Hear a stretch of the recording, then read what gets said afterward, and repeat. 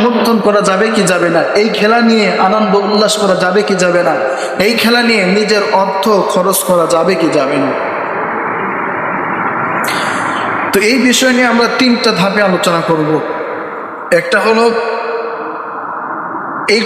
এই বিষয় নিয়ে যখন আমরা আলোচনা করি, অনেকে বলে যে আসলে হুজুররা বা সবাই সব জায়গাতে ইসলাম টেনে আনে, আলেম ওলামা, ইমাম সাহেবগণ, খতিব সাহেবগণ সব জায়গায় ইসলাম টেনে নিয়ে চলে আসে। এটা তো একটা আনন্দ উল্লাস আমরা করতেছি, এটা সারা বছর করবো নাকি? সব জায়গায় ইসলাম টেনে নিয়ে আসেন কেন? এই একটা বিষয়। 2 নম্বর বিষয় হলো যে খেলাকে কেন্দ্র করে যে সময়ের মূল্য, আল্লাহ তাআলা সময়ের মূল্য দিয়েছেন, এই মূল্যটাকে, এই খেলার মধ্যে যে সময়টা ব্যয় হচ্ছে দেখার মধ্যে যা কিছু আছে আর কি, এই খেলাকে কেন্দ্র করে সময়ের মূল্য।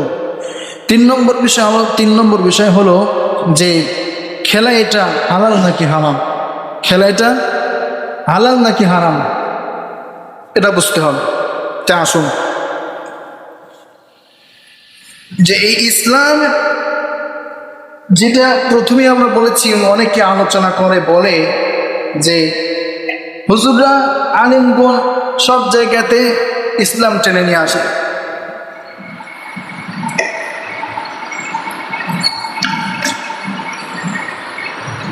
সব জায়গাতে ইসলাম আছে কি নেই আমরা এটা আস্তে আস্তে শুনবো এবং আমরা নিজেরাই উত্তর দেব। যারা এই কথাগুলা বলে যে হুজুররা বা আপনারা কেন সব জায়গায় ইসলাম টেনে নিয়ে আসেন, তাদেরকে আমরা, এই ধরনের কথা হলো 5 প্রকার মানুষ এই ধরনের কথা বলেন। কয় প্রকার বলেন? খেয়াল করেন, এদিকে খেয়াল করেন। সব জায়গায় ইসলাম টেনে নিয়ে আসেন কেন, এই কথাটি বলে 5 প্রকার মানুষ। কয় প্রকার? খেয়াল করবেন, কথাগুলো বুঝবেন, শুনবেন, উত্তর দেবেন। সব জায়গায় ইসলাম টেনে নিয়ে আসেন কেন, এই কথাগুলো কয় প্রকার মানুষ বলে? সবাই বলেন।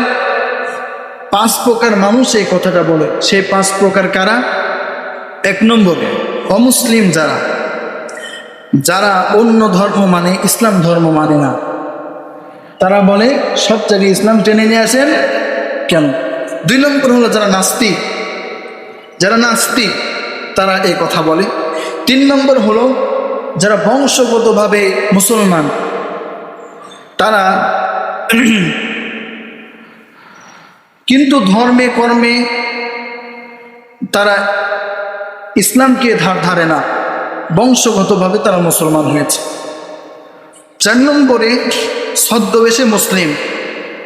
ছদ্মবেশে মুসলমান, মুখে এক কথা, দিলে অন্য বিষয়। মুখে সবার সাথে ভালো, আবার যখন মুসল্লিদের থেকে, মুসলমানদের থেকে, ভালো মানুষদের থেকে যখন আবার পৃথক হয়ে যায়, তখন তাদের কাছে আবার অন্য কথা বলে।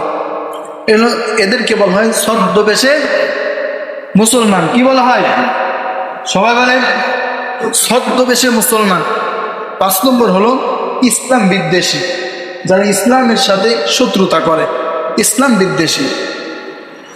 এই 5 প্রকার মানুষ তারা বলে যে সব জায়গাতে ইসলাম টেনে নিয়ে আসেন কেন। এই 5 প্রকার আমরা আবার শুনবো এবং বলবো।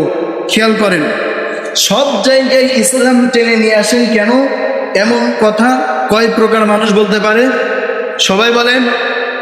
5 প্রকার মানুষ বলতে পারে। 1 নম্বর অমুসলিম। 1 নম্বরে সবাই বলেন অমুসলিম। 2 নম্বর হলো নাস্তিক। 2 নম্বরে নাস্তিক। 3 নম্বর হলো বংশগত মুসলিম, কিন্তু তারা ইসলাম ধর্মের ধারে না। 4 নম্বরে হলো ছদ্মবেশে মুসলমান। 4 নম্বরে ছদ্মবেশে মুসলমান। 5 নম্বরে হলো ইসলাম বিদ্বেষী। কি বিদ্বেষী? ইসলাম বিদ্বেষী, ইসলাম ধর্ম মানে না। এই 5 প্রকার মানুষ তারা বলে যে সব জায়গাতে ইসলাম টেনে নিয়ে আসেন কেন। এখন আসুন, এই 5 প্রকার ব্যক্তির জবাব আমরা দেব যে সব জায়গাতে কেন ইসলাম নিয়ে আসেন, কেন ইসলাম মুসলমানরা টেনে নিয়ে আসে, এর কারণটা কি। নাম্বার 1, যে সব জায়গার ভিতরে যেই ব্যক্তি প্রশ্নটা করবে যে সব জায়গাতে ইসলাম টেনে নিয়ে আসেন কেন, সেই ব্যক্তির কথার জবাব হলো, সেই ব্যক্তিকে বলতে হবে যে সব জায়গার ভিতরে আপনি আছেন কি না। সব জায়গায় যে আমরা ইসলাম টেনে নিয়ে আসি, প্রত্যেকটা ক্ষেত্রে ইসলামকে আমরা সামনে রাখি। তা আপনি যেহেতু বলতেছেন যে সব জায়গাতে ইসলাম টেনে নিয়ে আসেন কেন, তা আপনি এই সব জায়গার ভিতরে আপনি আছেন কি নেই। যদি না থাকেন তাহলে এই প্রশ্ন আপনি করতে পারবেন না, সামনে বুঝে আসবে। 2 নম্বর খেয়াল করে, 2 নম্বরে হলো তার জবাব যে মুসলমান এরা মৃত্যু পর্যন্ত আল্লাহর বিধান মানার ব্যাপারে অঙ্গীকার করেছে, অঙ্গীকারবদ্ধ। মুসলমান মৃত্যু পর্যন্ত আল্লাহর বিধান মানার ব্যাপারে অঙ্গীকারবদ্ধ। এজন্য মুসলমানগণ সব জায়গায় ইসলাম টেনে নিয়ে আসে এবং মুসলমানদের জন্য সব জায়গাতে ইসলাম দরকার। কথা বুঝাইতে পারছি? সব জায়গাতে মুসলমানদের ইসলাম দরকার, প্রয়োজন। এই জন্য আমরা সব জায়গাতে ইসলামকে আগে রাখি, যে আমার ইসলাম এখানে এই কাজ করতে বলছেন কিনা, এই কথা বলতে বলছেন কিনা। যার কারণে আমাদের প্রত্যেকটা ক্ষেত্রে আমরা ইসলামকে সামনে নিয়ে আসি, ইসলামকে আমাদের সামনে টেনে নিয়ে আসি। যে ব্যক্তি বলবে যে সব জায়গাতে ইসলাম টেনে নিয়ে আসেন কেন, তাকে 3 নম্বর জবাব আমরা দেব। সেটা হলো যে আল্লাহকে রব হিসাবে, যে ব্যক্তি আল্লাহকে রব হিসাবে মেনে নেয় এবং রাসূলুল্লাহ সাল্লাল্লাহু আলাইহি ওয়াসাল্লামকে নবী হিসাবে মেনে নেয়, তার সব জায়গায় ইসলাম দরকার আছে। 3 নম্বর জবাব হলো যে ব্যক্তি আল্লাহকে রব হিসাবে মেনে নেয় এবং রাসূলুল্লাহকে নবী হিসাবে মেনে নেয়, তার জন্য সব জায়গাতে ইসলাম বলেন না দরকার আছে, প্রয়োজন আছে। 4 নম্বর উত্তর হলো আল্লাহ রাব্বুল আলামিন সূরা আনআমের 162 নম্বর আয়াতে আল্লাহ জবাব দিয়ে বলছেন, আল্লাহ রাব্বুল আলামিন বলতেছেন, কুল ইন্না সলাতি ওয়া নুসুকি ওয়া মাহইয়ায়া ওয়া মামাতি লিল্লাহি রাব্বিল আলামিন। সুবহানাল্লাহ পড়েন। 4 নম্বর জবাব হলো আল্লাহ সূরাতুল আনআমের 162 নম্বর আয়াতে বলছেন, কুল, হে নবী আপনি বলে দেন, ইন্না সলাতি, নিশ্চয় আমার নামাজ, ওয়া নুসুকি আমার কুরবানি, ওয়া মাহইয়ায়া আমার জীবন, ওয়া মামাতি এবং আমার মরণ, লিল্লাহি রাব্বিল আলামিন সমগ্র পৃথিবীর মালিক আল্লাহর জন্য। হে নবী আপনি বলে দেন, আমার নিশ্চয়ই আমার নামাজ, আমার কুরবানি, আমার জীবন, আমার মরণ ওই আল্লাহর জন্য, যিনি হলেন সমগ্র পৃথিবীর, সমগ্র জাহানের মালিক, যিনি সেই আল্লাহর জন্য। এই জন্য আমি সব জায়গাতে ইসলাম টেনে নিয়ে আসি। কথা বুঝতে পারছেন? 5 নম্বর আল্লাহ রাব্বুল আলামিন এই কথার দ্বারা কি বুঝাইতে চাচ্ছেন, যে একজন মুসলমানের তার জীবনটা, তার মরণ, তার নামাজ, তার কুরবানি সব কিছুই একমাত্র হতে হবে কার জন্য? সবাই জবান খোলেন, কার জন্য হতে হবে? আল্লাহর জন্য। কার জন্য হতে হবে? সবাই জবান ছেড়ে দিয়ে বলেন, আমার নামাজ, আমার কুরবানি, আমার জীবন, আমার মরণ সব কিছু হতে হবে কার জন্য? আল্লাহ পাকের জন্য। সেটা বলা হয় যে মাই সালাহ, my sacrifice, my living and my dying for আল্লাহ। মানে আমার প্রত্যেকটা নামাজ, জীবন, কুরবানি, হায়াত, মউত সব কিছু হবে, সবটা কাজ হবে আমার আল্লাহ পাকের জন্য। তো এই জন্য, যেহেতু আমার সব কিছু আল্লাহর জন্য, এই জন্য সব জায়গাতে আমি ইসলামকে টেনে নিয়ে আসি। কথা বুঝাইতে পারছি? এবার আসেন, আল্লাহ রাব্বুল আলামিন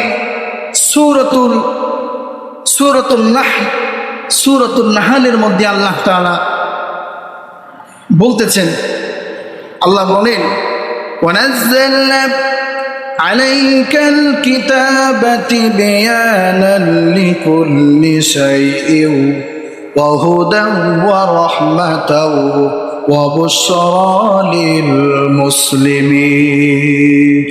আল্লাহ বলছেন, নবী হে, আমি আপনার উপরে যে কিতাবটা নাজিল করলাম, যে কিতাব আমি আপনাকে দিয়েছি, সেই কিতাবটি হলো তিবয়ানান লিকুল্লি শাইইন, প্রত্যেকটি জিনিসের ব্যাখ্যা, সুস্পষ্ট ব্যাখ্যা করে দিয়েছে, এবং ওয়াহুদা, এবং মানুষদের জন্য হিদায়েত দেখিয়ে দিয়েছে, রহমা, এবং তার জন্য করুণা স্পষ্ট করে দিয়েছে, অবসর এবং সুসংবাদ দিয়েছে লিল মুসলিমিন, সমস্ত মুসলমানদের জন্য। এমন একটি কিতাব আমি আপনার প্রতি নাজিল করেছি, বলেন না সুবহানাল্লাহ। তো তাই সেই ব্যক্তির কথার জবাব হলো যে আপনারা কেন ইসলামটা নিয়ে আসেন সব জায়গায়, তার উত্তর হলো এটা যে আমার আল্লাহ এমন একটি কিতাব আমাদেরকে দিয়েছেন রাসূলুল্লাহর প্রতি, যেই কিতাবের মধ্যে প্রত্যেকটি বিষয়ের সুস্পষ্ট বর্ণনা এবং হিদায়াত, রহমত এবং সুসংবাদ আমাদের মুসলমানদের জন্য আল্লাহ কিতাবের মধ্যে লিপিবদ্ধ করে দিয়েছেন। এই জন্য আমরা প্রত্যেকটি বিষয়কে নিয়ে আসার আগে ইসলামকে আগে সামনে নিয়ে আসি, যে আমার ইসলাম এখানে এই কথা, এই কাজের সমর্থন দিয়েছেন কিনা। কথা বুঝতে পারছেন? তাহলে আল্লাহ বলেন যে মুসলমানদের জন্য সব জিনিসের ব্যাখ্যা আল্লাহ রাব্বুল আলামিন কোরআনুল কারীম দ্বারা করেছেন। আরো কিছু যেগুলা বাকি রেখেছেন, আল্লাহ রাসূলকে আল্লাহ রাব্বুল আলামিন বলেছেন, হে নবী, আর যে সমস্ত ব্যাখ্যাগুলা বাকি রয়েছে সেগুলা আল্লাহ তাআলা তার পয়গম্বরকে হাদিসের মাধ্যমে স্পষ্ট করার কথা বলে দিয়েছেন। কোরআন ব্যাখ্যা দিয়েছে, বাদ বাকিগুলা আল্লাহ তাআলা তার রাসূলকে বলেছেন, বাদ বাকি ব্যাখ্যাগুলা যেগুলা বাদ রয়েছে সেগুলো আপনি হাদিসের মাধ্যমে আপনার উম্মতদেরকে স্পষ্ট করে দেন। আল্লাহ রাব্বুল আলামিন যে এই যে ইসলাম, আমরা কেন ইসলাম সব জায়গাতে নিয়ে আসি, এর কারণ হলো আল্লাহ তাআলা আরো আমাদেরকে বলতেছেন যে সূরাতু আলে ইমরানের মধ্যে 19 নম্বর আয়াতে আল্লাহ তাআলা স্পষ্ট করতেছেন। আল্লাহ রাব্বুল আলামিন বলছেন, ইন্নাদ-দীনা ইনদাল্লাহিল ইসলাম। আল্লাহ বলছেন নিশ্চয় দিন হিসাবে, নিশ্চয় ধর্ম হিসাবে আল্লাহর কাছে সবচাইতে মনোনীত ধর্ম হলো ইসলাম। সুবহানাল্লাহ পড়েন। যেই ধর্মগুলো পৃথিবীর মধ্যে রয়েছে সবচাইতে মনোনীত, পছন্দনীয়, ভালোবাসাকৃত ধর্ম হলো আল্লাহর কাছে কোনটা? সবাই বলেন কোনটা? আবার বলেন কোনটা? ইসলাম ধর্ম। আমরা কি ইসলাম ধর্মের অনুসারী? বলেন অনুসারী। তাহলে যেই ধর্মের অনুসারী সেই ধর্মটা পছন্দ কার কাছে? সবাই বলেন কার কাছে? আরো আওয়াজ দিয়ে বলতে হবে, কার কাছে? আল্লাহর কাছে। ইসলাম ধর্ম হলো সবচাইতে প্রিয় ধর্ম আল্লাহর কাছে। ইসলাম ধর্ম হলো সবচাইতে পছন্দ ধর্ম হলো ইসলাম। সেই ইসলাম ধর্ম আমরা পেয়েছি বলে আলহামদুলিল্লাহ।